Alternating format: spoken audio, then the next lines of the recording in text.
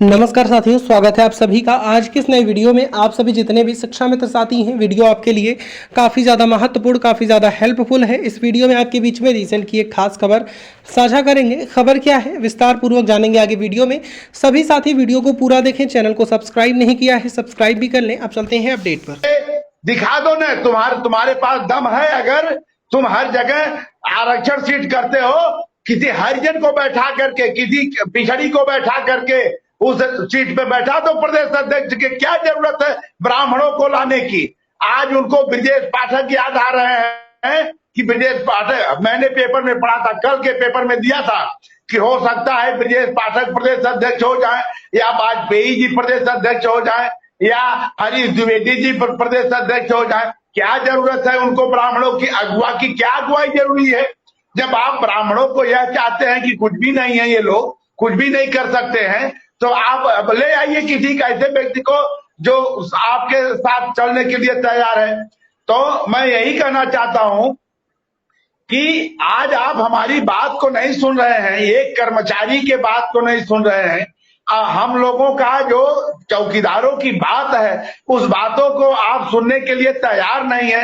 आप किसी जगह मीटिंग करने जाते हैं, किसी तरह मंच पर जाते हैं, वहां यह नहीं कहते कि जितने भी कर्मचारी हैं सबका एक मांग पत्र है, सबका मांग पत्र ले लो, मैं ले जाकर के उसको पढ़ूंगा।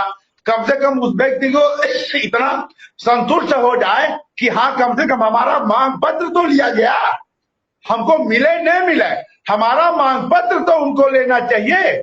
हमारे कितने लोग गए गोरखपुर मिलने, वहां यही कहा गया, हाँ घबराइए नहीं, आप लोगों को बस जल्द ही निस्तारण किया जाएगा। आज तक कोई निस्तारण नहीं हुआ।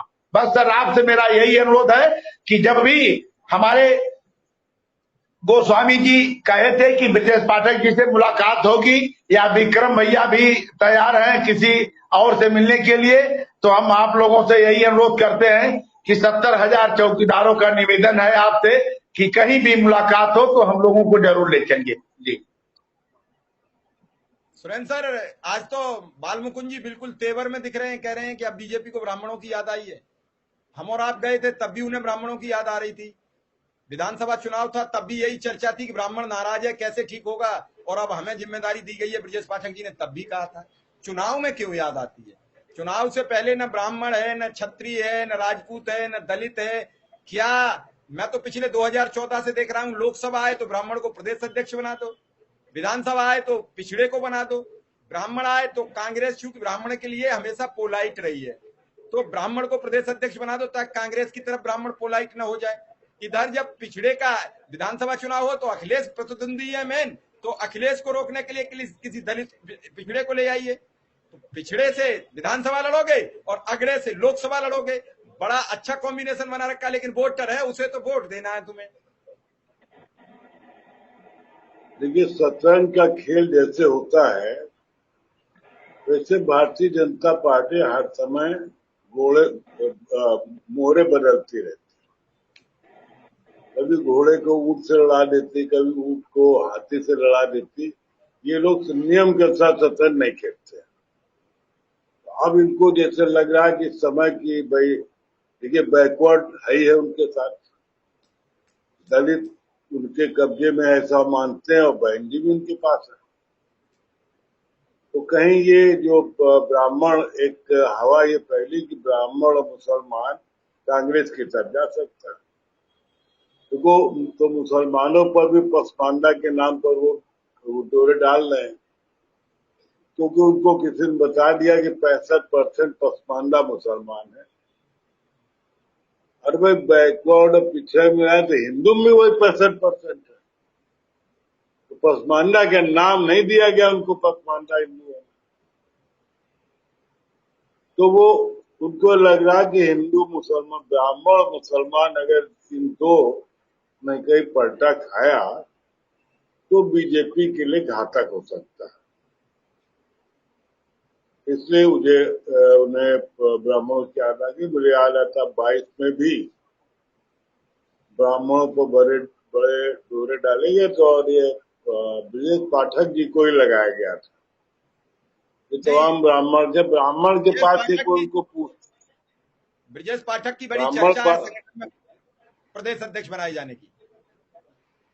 अब मुझे तो नहीं लगता है, लेकिन क्योंकि मतलब ब्रजेश पाठक तो नहीं चाहेंगे डिप्टी सीएम का मामला, ठीक है, लेकिन हमें याद है 2022 में भी नहीं चुनाव सर, यहाँ के बता दें कि ब्रजेश पाठक का भी मन है कि हमें प्रदेश अध्यक्ष की कमान मिल जाए। कहीं खुदा न खास्ता कभी प्रदेश में बदलाव आया, योगी जी केंद्र में ले जाए गए या योगी जी को और कुछ पद दिया गया बड़ा, 2024 के बाद फिर चर्चाएं शुरू होंगी आगे, तो उनके मन में भी ख्वाब है कि अगर हम रिप्लेसमेंट योगी जी के नाम पर आए तो हमें कभी सीएम पद का दावेदार बनाया जा सकता है। तो उसके लिए जो केंद्र से उन्हें निर्देश होगा, जो राष्ट्रीय नेतृत्व से निर्देश होगा, उस पर वो पूरा काम करेंगे। उसके लिए वो इंतजार नहीं करेंगे, जो मुझे लग रहा है। मैं आपसे ज्यादा तो नहीं समझ सकता, आप लखनऊ में। देखिए, हो सकता है, मुझे कोई ऐसा बहुत आइडिया नहीं है, हमने इस बात को बहुत ध्यान में नहीं दिया, क्योंकि अभी 2024 आएगा और 24 के बाद 27 आएगा जब उत्तर प्रदेश के चुनाव ड्यू, तब तक गंगा में कितना पानी बहेगा, तो अभी तो सब 24 के हिसाब से है। हाँ, अभी देखो यमुना गंगा दिल्ली दर्शन कर रही है, दिल्ली यमुना का दर्शन कर रही है, यमुना सड़क पर आ रही है, दिल्ली की जनता घर में जा रही है।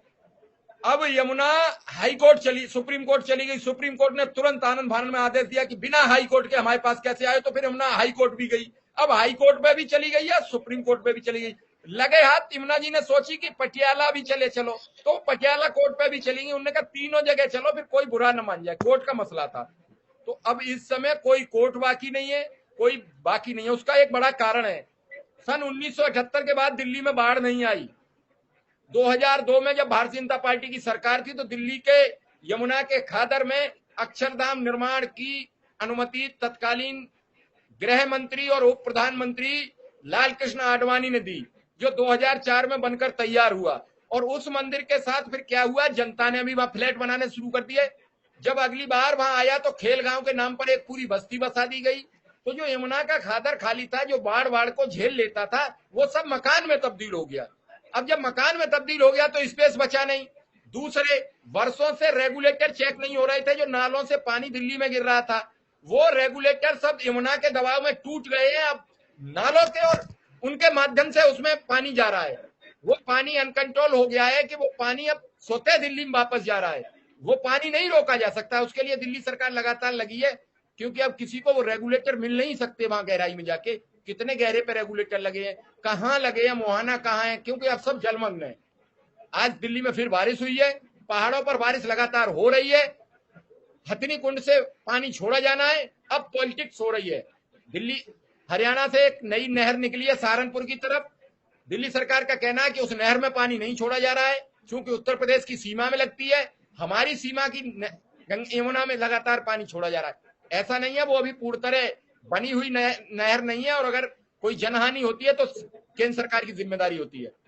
अब दिल्ली में एक बांध और भी है, वो हरियाणा सरकार के अधीन है, आईटीओ का बांध। तो वो चाहेगी तो वो बांध खोलेगी तो आगे पानी जाएगा।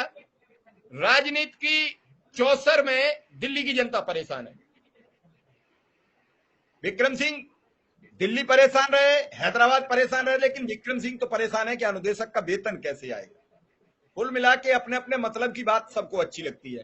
तो मैं जानना चाहता हूं, न्यू एजुकेशन पॉलिसी में क्या, अब आपने तारीख की सारी बातें बता दी, न्यू एजुकेशन पॉलिसी में कौन से लॉज में ऐसा लिखा है कि अनुदेशक नियमित हो जाएगा? सर, जो न्यू एजुकेशन पॉलिसी है उसके पेज नंबर 25.5, पेज ऊपर नीचे हो सकता है, लेकिन 5.5 जो है उसमें स्पष्ट रूप से लिखा है कि शारीरिक शिक्षा, कला, कार्यानुभव मतलब कंप्यूटर, कृषि विज्ञान, गृह विज्ञान, फल संरक्षण, ये सारे को मुख्य विषय बनाया जाएगा, लिखा है उसमें। और लिखा है इसके अस्थायी अध्यापक रखे जाएंगे। तो लिखा तो है सर, लेकिन दिक्कत क्या है, जब इस देश में कानून का पालन नहीं होता, लॉ का पालन नहीं होता है, तो हम कैसे उम्मीद कर ले कि इस देश में नीति का पालन होगा, पॉलिसी का पालन होगा। और वो भी तब जब लिखा है कि पूरी व्यवस्था 2030 तक लागू होगी, पूरी व्यवस्था 2030 तक लागू होगी, लिखा है उसमें। हालांकि उसमें लिखा है कि संविदा की व्यवस्था समाप्त होगी, लेकिन हमें तो आज तक एक भी नहीं। अभी देखिए एक बहुत बड़ी महत्वाकांक्षा